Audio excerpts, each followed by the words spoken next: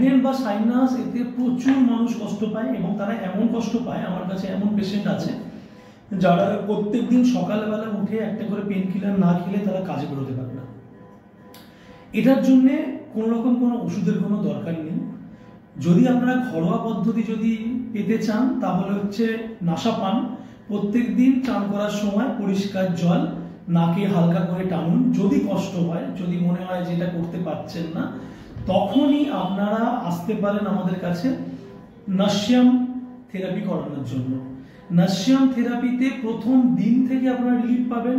পরের দিন থেকে যারা যারা রেগুলার ওষুধ খান, এতটুকু বলতে পারি, পরের দিন থেকে তাকে ওষুধ খেতে হবে না। তবে এই নাসিয়ামের একটা নিয়ম আছে, এটা একবার করলে নয়। মাথায় রাখবেন যে যদি আপনারা অনেক পুরনো মাইগ্রেন থাকে বা সাইনাস থাকে, তাহলে সেক্ষেত্রে দাঁড়িয়ে 7 বার আপনাকে নাসিয়াম করাতে হবে। সব থেকে ভালো হয় যদি 3 দিন অন্তর এই নাসিয়াম পদ্ধতিটা করান, তাহলে একদম গোড়া থেকে আপনাদের মাইগ্রেন বা সাইনাসের সমস্যা চিরতরে মিটে যাবে।